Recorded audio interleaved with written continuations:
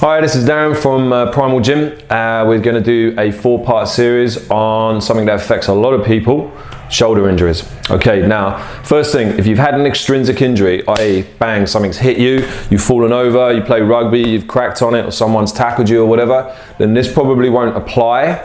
Although some of the elements may still, you'll need to go and get checked up to see if there's any actual structural damage from the smash.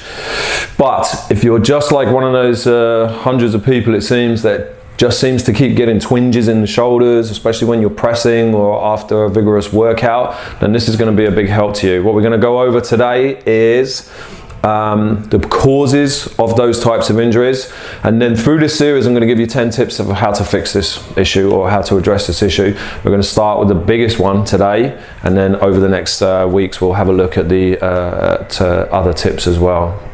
So the first thing, what are the causes? Now, without going into too much of the anatomy and physiology, generally the problem with shoulder injuries is that the top part of the arm, which sits inside that shoulder socket, that should be a nice stable connection in there. It should be held quite nicely, quite tight.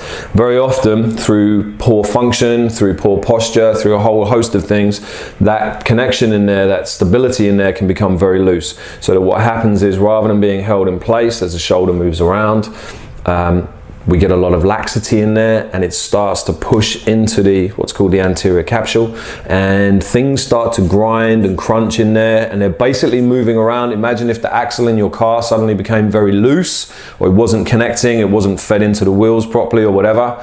You'd have a lot of grating going on, like a bike wheel that's not tightened up properly. You're getting a lot of wear and tear in there. Very often the head of the shoulder can start getting caught on pinching nerves, and nerves can get trapped either through the scalenes muscles up here, or they can get trapped on what's called the coracoid process in here. Now, that's all kind of a little bit maybe advanced, but as long as you know what's going on, what's actually causing it, it's generally an instability in that shoulder socket. So how do we address that? How do we start fixing that? Well, the first thing, the biggest thing that causes this is postural issues. So I'm going to give you 2 classic examples. The first one would be what we call forward head position, where the head is just basically too far forwards. If I turn around, the ear line is way too far forwards from the shoulder. What that tends to do then is pull the thoracic spine, the upper back forwards, and we end up in this kind of posture. Now, from this position, if I stand up tall and raise my arms, I've got quite a lot of movement there. If I curve my upper back over and then try and lift my arms, I lock up very quickly. Now, that's one of the things that can start causing grinding in the shoulders. So the first thing to do would be to start improving your posture. If you feel that you're a little bit tight in the upper abs, too much upper ab work and not enough lower ab work, or you do too much chest and back work and things are starting to get a bit rounded in your posture, stage 1, a lot more back work, bands, exercises like that to try and pull you up into a straight position. Use a foam roller on the upper back. Remember, the lats as well here are actually internal rotators, so they will pull you into this position. So if you're doing a lot of chest work and then a lot of lat pull downs, essentially both those movements are going to encourage this position.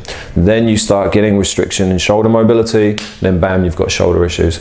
Okay, so they're the first 2 things: posture, forward head position, thoracic, spine curving over. Look at those 2 things and start working on those. Over the next weeks, we're going to give you more tips. We're going to do like 3 tips each session, and hopefully by the end of it, you'll have 10 tips. You'll be able to help yourself out and start fixing your own shoulders up. Okay, see you next week for part 2.